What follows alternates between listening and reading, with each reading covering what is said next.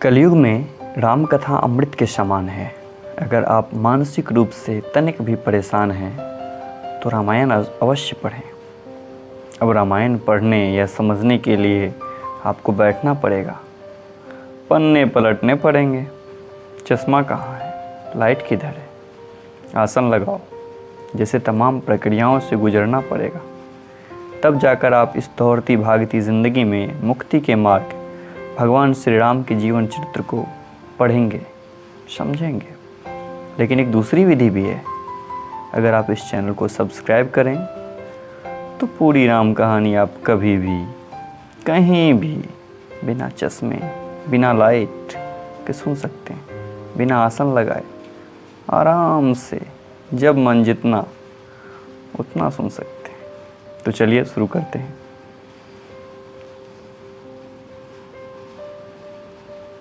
महादेव बाबा विश्वनाथ की जय, माँ पार्वती की जय, सीता रामचंद्र की जय, पवन सुत हनुमान जी की जय।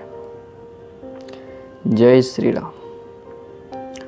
पिछले भाग में आपने सुना कि भगवान श्री राम अयोध्यापुरी में सिंहासन पर विराजते हैं और सुख के जो दिन हैं वो लगातार सुखमय ही हैं, वो बढ़ते ही जा रहे हैं। इसके बाद सबको भगवान विदा करते हैं, हनुमान जी उसमें रुक जाते हैं और उसके अगले भाग में लव और कुश जन्म ले लेते हैं और सही भाइयों को दो दो पुत्र होते हैं। अब इस भाग में हम आगे के बात को सुनेंगे। तो आइए। जो ज्ञान वाणी और इंद्रियों से परे और अजन्मा है तथा माया और मन और गुणों के परे हैं, वही सच्चिदानंद भगवान श्रेष्ठ नरलीला करते हैं। प्रातःकाल सरयू जी में स्नान करके ब्राह्मण और सज्जनों के साथ सभा में बैठे रहते हैं। वशिष्ठ जी वेद और पुराणों की कथाएं का वर्णन करते हैं और श्री राम जी सुनते हैं, यद्यपि वे सब जानते हैं। वे भाइयों को साथ लेकर भोजन करते हैं। उन्हें देखकर सभी माताएं आनंद से भर जाती हैं। भरत जी और शत्रुघ्न जी दोनों भाई हनुमान जी सहित उपवनों में जाकर वहां बैठकर श्री राम जी की गुणों की कथाएं पूछते हैं और हनुमान जी अपनी सुंदर बुद्धि से उन गुणों में गोता लगाकर उसका वर्णन करते हैं। श्री रामचंद्र जी के निर्मल गुणों के सुनकर दोनों भाई अत्यंत सुख पाते हैं और विनय करके बार बार कहलाते हैं। सबके यहाँ घर घर में पुराणों और अनेक प्रकार के पवित्र रामचरित्र की कथा होती है। पुरुष और स्त्री सभी श्री रामचंद्र जी के गुणों को गुणगान करते हैं और इसी आनंद में दिन रात का बीतना भी नहीं जान पाते। जहाँ भगवान श्री रामचंद्र जी स्वयं राजा होकर विराजमान हैं, उस अवधपुरी के निवासियों के सुख संपत्ति के समुदाय का वर्णन हजारों शेष जी भी नहीं कर सकते। नारद आदि और सनद आदि मुनीश्वर सब कौशल राज श्री रामचंद्र जी के दर्शन के लिए प्रतिदिन अयोध्या आते हैं और उस नगर को देखकर वैराग्य भुला देते हैं। दिव्य स्वर्ण और रत्नों से बनी हुई अटारियां हैं, उनमें मणि रत्नों की अनेक रंगों की सुंदर ढली हुई फरसें हैं। नगर के चारों ओर अत्यंत सुंदर परकोटा बना है, जिस पर सुंदर रंग बिरंगे कुबरे बने हैं। मानो नवग्रह ने बड़ी भारी सेना बनाकर अमरावती को आकर घेर लिया हो। पृथ्वी सड़कों और अनेकों रंग के कांचे की गच ढाली गई हैं, जिसे देखकर श्रेष्ठ मुनियों के भी मन नाच उठते हैं। उज्ज्वल महल और ऊपर आकाश को चूम रहे हैं। महलों पर कलश अपने दिव्य प्रकार से मानो सूर्य चंद्रमा के प्रकाश की भी निंदा करते हैं। महल में बहुत सी मणियों को रचे हुए झरोखे सुशोभित हैं और घर घर में मणियों के दीप शोभा पा रहे हैं। घरों में मणियों के दीपक शोभा दे रहे हैं। मूंगों की बनी हुई देहलियां चमक रही है और मणियों रत्नों के खंभे हैं। मरकत मणियों से जड़ी हुई सोने की दीवारें ऐसी सुंदर हैं कि मानो ब्रह्मा ने खास तौर पर बनाई हो। महल सुंदर, मनोहर और विशाल हैं। मन में सुंदर स्फटिक के आंगन बने हुए हैं। प्रत्येक द्वार पर बहुत से खरादे हुए हीरों से जड़े हुए सोने के किवाड़ हैं। घर घर में सुंदर चित्रशालाएं हैं, जिनमें श्री रामचंद्र जी के चरित्र बड़ी सुंदरता के साथ संवार कर अंकित किए गए हैं। जिन्हें मुनि देखते हैं वे तो उनके ही चित्त को चुरा लेते हैं। सभी लोगों ने भिन्न भिन्न प्रकार की पुष्पों की वाटिकाएं यत्न करके लगा रखी हैं, जिनमें बहुत सी जातियों के सुंदर और ललित लताएं सदा वसंत की तरह फूलती रहती हैं। भौरे मनोहर स्वर से गुंजन करते हैं। सदा तीनों प्रकार की सुंदर वायु बहती रहती हैं। बालकों ने बहुत से पक्षी पाल रखे हैं जो मधुर बोली बोलते हैं और उड़ने में सुंदर लगते हैं। मोर, हंस, सारस और कबूतर घरों के ऊपर बड़ी ही शोभा पाते हैं। वे पक्षी जहाँ तहाँ अपनी परछाई देखकर बहुत प्रकार से मधुर बोली बोलते हैं और नृत्य करते हैं। बालक तोता मैना को पढ़ाते हैं और कहते, कहो राम रघुपति जनपालक। राजद्वार पर सब प्रकार से सुंदर हैं। गलियां, चौराहे और बाजार सभी सुंदर हैं। सुंदर बाजार हैं जो वर्णन करते नहीं बनता। वहाँ वस्तुएं बिना ही मूल्य मिलती है। जहाँ का स्वयं लक्ष्मीपति राजा हो, वहाँ की संपत्ति का वर्णन कैसे किया जाए। बजाज, कपड़ों का व्यापार करने वाला, सराफ, रुपयों पैसों का लेन देन करने वाला आदि वाणिक व्यापारी बैठे हुए ऐसे जान पड़ते हैं मानो अनेक कुबेर हो। स्त्री, पुरुष, बच्चे और बूढ़े जो भी हों सभी सुखी, सदाचारी और सुंदर हैं। नगर के उत्तर दिशा में सरयू जी बह रही हैं जिनका जल निर्मल है और गहरा है, मानो घाट बंधे हुए हैं और किनारे पर जरा भी कीचड़ नहीं है। अलग कुछ दूरी पर सुंदर घाट हैं जहाँ घोड़ों और हाथियों को ठठ जल पिला रहे हैं। पानी भरने के लिए बहुत से घाट हैं जो बड़े ही मनोहर हैं। वहाँ पुरुष स्नान नहीं करते। राजघाट सब प्रकार से सुंदर और श्रेष्ठ हैं जहाँ चारों वर्ण के पुरुष स्नान करते हैं। सरयू जी के किनारे किनारे देवताओं के मंदिर हैं जिनके चारों ओर सुंदर उपवन हैं। नदी के किनारे कहीं कहीं विरक्त और ज्ञान परायण मुनि और सन्यासी निवास करते हैं। सरयू जी के किनारे किनारे सुंदर तुलसी के झुंड और झुंड के झुंड बड़े पेड़ मुनियों ने लगा रखा। नगर की शोभा तो कुछ कही नहीं जाती। नगर के बाहर भी परम सुंदरता है। श्री अयोध्यापुरी के दर्शन करते हैं संपूर्ण पाप भाग जाते हैं। वन, उपवन, बावलियाँ और तालाब सुशोभित हैं। अनुपम बावलियाँ, तालाब और मनोहर तथा विशाल कुएं शोभा दे रहे हैं जिनकी सुंदर सीढ़ियाँ और निर्मल जल देखकर देवता मुनि तक मोहित हो जाते हैं। अनेक रंगों के कमल खिल रहे हैं, अनेक पक्षी कूंज रहे हैं और भौरे गुंजन कर रहे हैं। परम रमणीय बगीचे कोयल आदि पक्षी की मानो राह चलने वाले को बुला रहे हैं। स्वयं लक्ष्मीपति भगवान जहाँ के राजा हो उस नगर का कहीं वर्णन किया जा सकता है। अनिमा आदि 8 सिद्धियाँ और समस्त सुख संपत्तियाँ अयोध्या में छा रही है। लोग जहाँ तहाँ श्री रघुपति जी के गुण गाते हैं और बैठकर एक दूसरे को यही सीख देते हैं कि शरणागत का पालन करने वाले श्री रामचंद्र जी को भजो। शोभाशील रूप और गुणों के धाम श्री रघुनाथ जी को भजो। कमल नयन और सांवले शरीर वाले को भजो। पलक जिस प्रकार नेत्रों की रक्षा करते हैं उसी प्रकार अपने सेवकों की रक्षा करने वाले को भजो। सुंदर बाण, धनुष और तरकस धारण करने वालों को भजो। संत रूपी कमल वन के लिए सूर्य रूपी रणधीर श्री राम जी को भजो। कमल रूपी भयानक सर्प के भक्षण करने वाले श्री राम रूप गरुड़ जी को भजो। निष्काम भाव से प्रणाम करते ही ममता का नाश कर देने वाले श्री राम जी को भजो। लोभ मोह रूपी हरिनाम के समूह के नाश हरिनों के समूह के नाश करने वाले श्री राम रूप किरात को भजो।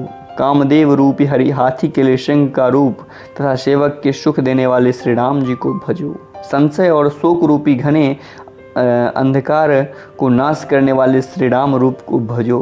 राक्षस रूपी घने वन के जलाने वाले श्री राम रूप अग्नि को भजो। जन्म मृत्यु के भय को नाश करने वाले श्री जानकी जी समेत श्री रघुवीर को क्यों नहीं भजते। बहुत ही वासनाओं रूपी मच्छर को नाश करने वाले श्री राम रूपी हिम राशि को भजो। नित्य एक रस अजन्मा और अविनाशी श्री रघुनाथ जी को भजो। मुनियों को आनंद देने वाले, पृथ्वी का भार उतारने वाले और तुलसी दास के उदार श्री राम जी को भजो। इस प्रकार नगर के स्त्री पुरुष श्री राम जी का गुणगान करते हैं और कृपा निधान श्री राम जी सदा सब पर अत्यंत प्रसन्न रहते हैं। काकभूषुंडी जी कहते हैं, पक्षीराज गरुड़ जी तब से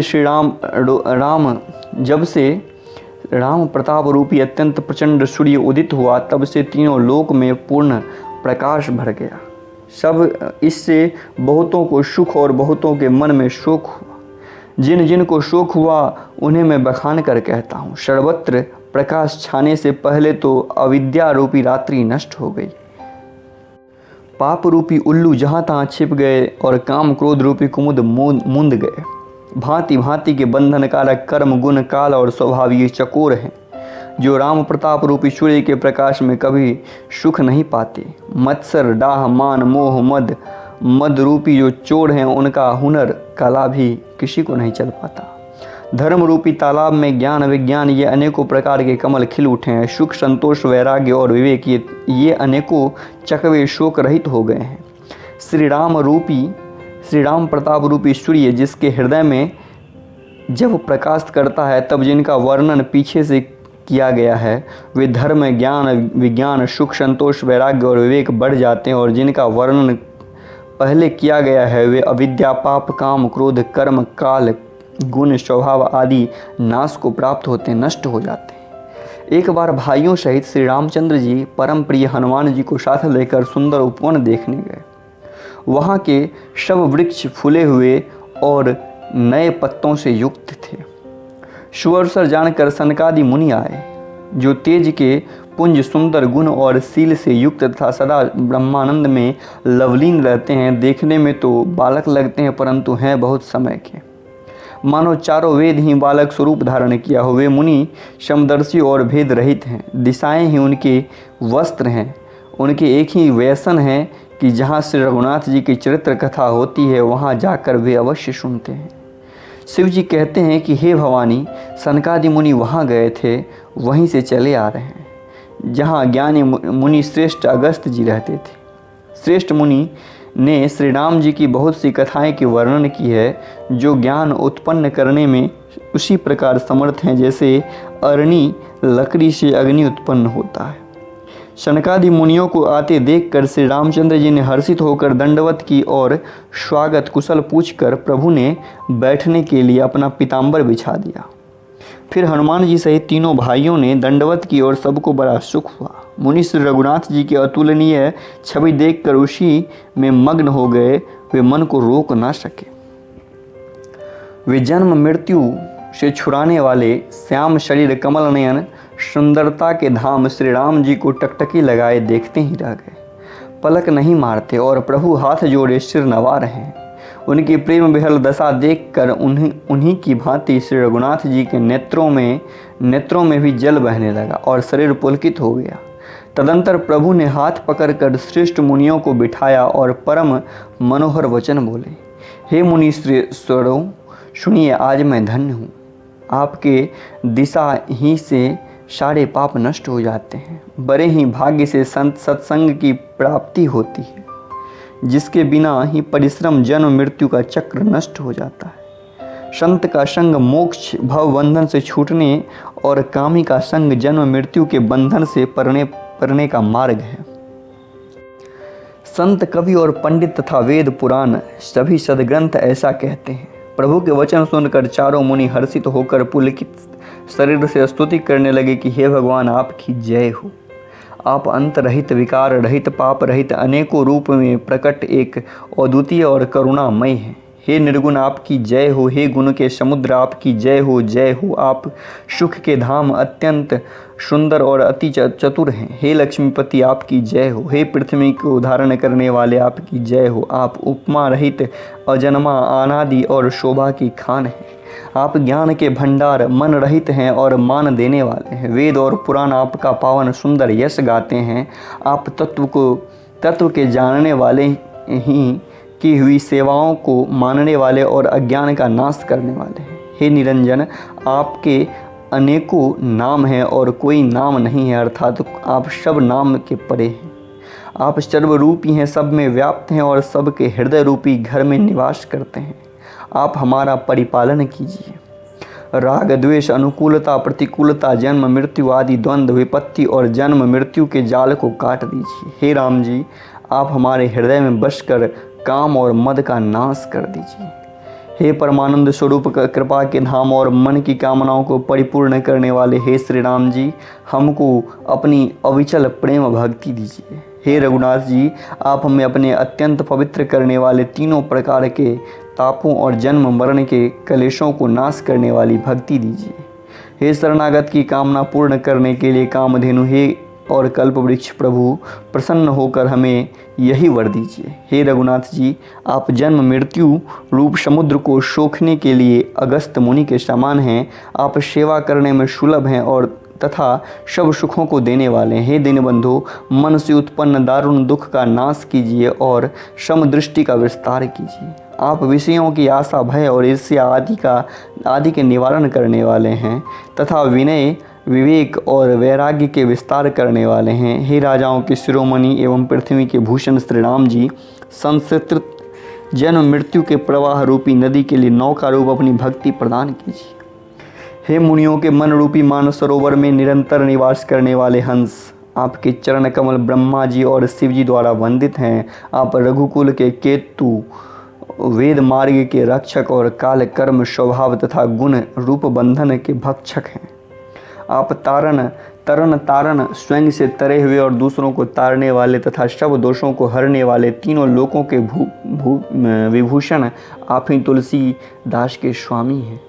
प्रेम सहित बार बार स्तुति करके और सिर नवाकर तथा अपना अत्यंत मनचाहा वर पाकर सनकादि मुनि ब्रह्मलोक को गए। सनकादि मुनि ब्रह्मलोक को चले गए। तब भाइयों ने श्री राम जी के चरणों में सिर नवाया। सब भाई प्रभु से पूछते सकुचाते हैं, तब हनुमान जी की ओर देख रहे हैं। वे प्रभु के श्रीमुख की वाणी सुनना चाहते हैं, जिसे सुनकर सारे भ्रम को नाश हो जाए। अंतर्यामी प्रभु सब जान गए और पूछने लगे, कहो हनुमान, क्या बात है? तब हनुमान जी ने हाथ जोड़कर बोले कि हे दीन दयालु भगवान, सुनिए। हे नाथ, भरत जी कुछ पूछना चाहते हैं पर प्रश्न करते मन में सकुचा रहे हैं। भगवान ने कहा, हनुमान, तुम तो मेरा स्वभाव जानते ही हो। भरत के और मेरे बीच में कोई भी अंतर भेद नहीं है। प्रभु के वचन सुनकर भरत जी ने उनके चरण पकड़ लिए और कहा, हे नाथ, शरणागत के दुखों को हरने वाले, सुनिए। हे नाथ, न तो मुझे कुछ संदेह है, न स्वप्न में भी शोक और मोह है। हे कृपा और आनंद के समूह, यह केवल आपकी कृपा का फल है। तथापि हे कृपा निधान, मैं आपसे एक धृष्टता करता हूँ। मैं सेवक हूँ और आप सेवकों के सुख देने वाले हैं। इससे मेरी धृष्टता को क्षमा कीजिए और मेरे प्रश्न का उत्तर देकर सुख दीजिए। हे रघुनाथ जी, वेद पुराणों ने संतों की महिमा का बहुत प्रकार से कही गई है। वेद पुराणों ने संतों की महिमा बहुत प्रकार से गाई गई है। आपने भी अपने श्रीमुख से उनकी बड़ाई की है और उन पर प्रभु का प्रेम भी बहुत है। हे प्रभु, मैं उनका लक्षण सुनना चाहता हूँ। आप कृपा के समुद्र हैं और गुण तथा ज्ञान में अत्यंत निपुण हैं। हे शरणागत का फल पाने वाले, संत और असंत के भेद अलग अलग करके मुझे समझा कर कहिए। श्री रामचंद्र जी ने कहा, हे भाई, संत के लक्षण असंख्य हैं जो वेद और पुराण में प्रसिद्ध हैं। संत और असंत की करनी ऐसी है जैसे कुल्हाड़ी और चंदन का आचरण होता है। हे भाई सुनो, कुल्हाड़ी चंदन को काटती है क्योंकि उसका स्वभाव या काम ही वृक्ष को काटना है, किंतु चंदन अपना गुण देकर उसे सुगंध से सुवासित कर देता है। इसी गुण के कारण चंदन देवताओं के सिर पर चढ़ता और जगत का प्रिय हो रहा है, और कुल्हाड़ी के मुख को यह दंड मिलता है कि उसको आग में जलकर फिर घन से पीटते हैं। संत विषयों में लंपट नहीं होते, शील और सद्गुणों की खान होते हैं। उन्हें पराया दुख देखकर दुख और सुख देखकर सुख होता है। वे सब में सर्वत्र सब समय समता रखते हैं। उनके मन में कोई न शत्रु होता है। वे मद से रहित और वैराग्यवान होते हैं तथा लोभ, क्रोध और हर्ष, भय का त्याग किए हुए रहते हैं। उनका चित्त बड़ा कोमल होता है। वे दीनों पर दया करते हैं और मन, वचन और कर्म से मेरी निष्कपट भक्ति करते हैं। सबको सम्मान देते हैं और स्वयं मान रहित होते हैं। वे प्राणी संत जन मेरे प्राणों के समान हैं। उनको कोई कामना नहीं होती। वे मेरे नाम के परायण होते हैं। शांति, वैराग्य, विनय और प्रसन्नता के घर होते हैं। उनकी शीतलता, सरलता, सबके प्रति मित्र भाव और ब्राह्मण के चरणों में प्रीति होती है, जो धर्म को उत्पन्न करने वाली है। हे तात, ये सब लक्षण जिनके हृदय में बसते हैं, उसको सदा सच्चा संत जानना। वे सम, मन के निग्रह, दम, इंद्रियों के निग्रह, नियम और नीति से कभी विचलित नहीं होते हैं और मुख से कभी कठोर वचन नहीं बोलते। जिन्हें निंदा और स्तुति, बड़ाई दोनों समान है, और मेरे चरण कमलों की जिनकी ममता है, वे गुणों के धाम और सुख की राशि संतजन मुझे प्राणों के समान प्रिय हैं। अब असंत दुष्टों की स्वभाव सुनो। कभी भूल कर भी उनकी संगति नहीं करनी चाहिए उनका संग सदा दुख देने वाला होता है। जैसे हरहाई बुरी जाति की गाय कपिला सीधी और दुधार गाय को अपने संग से नष्ट कर डालती है। दुष्ट के हृदय में बहुत अधिक संताप रहता है। वे पराई संपत्ति सुख देखकर सदा जलते रहते हैं। वे जहाँ कहीं दूसरों की निंदा सुन पाते हैं उन्हें वहाँ से ऐसे हर्षित होते हैं मानो रास्ते में पड़ी निधि खजाना पा ली हो। वे काम क्रोध मद और लोभ के परायण तथा निर्दयी कपटी कुटिल और पापों के घर होते हैं। वे बिना ही कारण सब किसी से वैर किया करते हैं। जो भलाई करता है उसके साथ बुराई करते हैं। उनका झूठा ही लेना और झूठा ही देना होता है। झूठा ही भोजन और झूठा ही चबेना होता है। अर्थात वे लेने देने के व्यवहार में झूठा आश्रय लेकर दूसरों का हक मार लेते हैं अथवा झूठी डींग हाका करते हैं और हमने लाखों रुपए ले लिए हैं। हाका करते हैं कि हमने लाखों रुपए लिए हैं, करोड़ों का दान कर दिया। इसी प्रकार खाते हैं कि चने की रोटी और कहते हैं आज मैं खूब माल खाकर आए हैं, अथवा चबेना चबाकर रह जाते हैं और कहते हैं कि हमें बढ़िया भोजन से वैराग्य है इत्यादि। मतलब यह कि वे सभी बातों में झूठ बोलते हैं। जैसे मोर बहुत मीठा बोलता है परंतु उसका हृदय ऐसा कठोर है कि वह महान विषैले सांपों को भी खा जाता है, वैसे ही वे ऊपर से मीठे वचन बोलते हैं परंतु हृदय के बड़े ही निर्दयी होते हैं। वे दूसरों से द्रोह करते हैं और पराई स्त्री, पराये धन और पराई निंदा में आसक्त रहते हैं। वे पामर और पापमय मनुष्य नर शरीर धारण किए वे राक्षस ही हैं। लोभ और उनका ओढ़ना और लोभ ही बिछौना होता है, अर्थात लोभ से ही सदा घिरे हुए रहते हैं। वे पशुओं के समान आहार और मथुन के परायण होते हैं। वे यमपुर का भय नहीं लगता उन्हें। यदि किसी की बड़ाई सुन पाते हैं तो ऐसी दुख भरी सांस लेते हैं मानो जैसे उन्हें जूड़ी आ गई हो, और किसी की विपत्ति देखते हैं तब ऐसे सुखी होते हैं मानो जगत के वो राजा हो गए हों। वे स्वार्थपरायण परिवार वालों के विरोधी काम और लोभ के कारण लंपट और अत्यंत क्रोधी होते हैं। वे माता पिता गुरु और ब्राह्मण किसी को नहीं मानते। आप तो नष्ट ही रहते हैं, साथ ही अपने संग में दूसरों को भी नष्ट करते हैं। मोहवश दूसरों से द्रोह करते हैं और उन्हें न संतों का संग अच्छा लगता है न भगवान की कथा सुहाती है। वे अवगुणों के समुद्र, मंद बुद्धि, कामी, वेद के निंदक और जबरदस्ती पराये धन के स्वामी लूटने वाले होते हैं। वे दूसरों से द्रोह तो करते हैं परंतु ब्राह्मण द्रोह विशेषता से करते हैं। उनके हृदय में दंभ और कपट भरा रहता है परंतु वे सुंदर वेश धारण किए रहते हैं। ऐसे नीच और दुष्ट मनुष्य सतयुग और त्रेता में नहीं होते। द्वापर में थोड़े थोड़े होंगे और कलयुग में तो झुंड के झुंड होंगे। हे भाई, दूसरों की भलाई के समान कोई धर्म नहीं है। आप परहित सरिस धर्म नहीं भाई, पर पीरा सम नहीं अधमाई। हे भाई, दूसरों की भलाई के समान कोई धर्म नहीं है और दूसरों को दुख पहुंचाने के समान कोई पाप नहीं है। हे तात, समस्त पुराणों और वेदों का यह निर्णय मैंने तुमसे कहा, इस बात को पंडित लोग जानते हैं।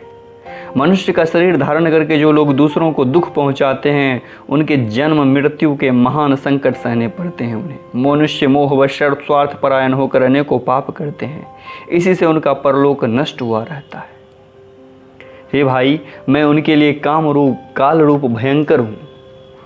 उनके अच्छे और बुरे कर्मों यथायोग्य फल देने वाला हूँ। ऐसा विचार कर जो लोग परम चतुर हैं वे संसार को दुख रूप जानकर मुझे ही भजते हैं। इससे वे शुभ और अशुभ फल देने वाले कर्मों का त्याग कर देता है। मनुष्य और मुनियों के नायक मुझको भजते हैं। इस प्रकार मैंने संतों और संतों के गुण कहे। जिन लोगों ने इन गुणों को समझ रखा है वे जन्म मरण के चक्र में नहीं पड़ते। हे तात सुनो, माया से रचे हुए अनेक गुण और दोष, इनकी कोई वास्तविकता सत्ता नहीं है। गुण इसी में है कि दोनों ही न देखे जाए, इन्हें देखना ही अविवेक है। भगवान के श्रीमुख से ये वचन सुनकर सब भाई हर्षित हो गए। प्रेम उनके हृदय में समाता नहीं, वे बार बार विनती करते हैं। विशेषकर हनुमान जी के हृदय में अपार हर्ष है। तदंतर श्री राम जी अपने महल को गए। इस प्रकार वे नित्य नई लीला करते हैं। नारद मुनि अयोध्या में बार बार आते हैं और आकर श्री राम जी के पवित्र चरित्र गाते हैं। मुनि यहाँ से नित्य नए चरित्र देख कर जाते हैं और ब्रह्मलोक में जाकर सदा शब कथा कहते हैं। ब्रह्मा जी सुनकर अत्यंत सुख मानते हैं कि हे तात, और कहते हैं कि हे तात, बार बार श्री राम जी के गुणों का गान करो। सनकादि मुनि नारद जी की सराहना करते हैं।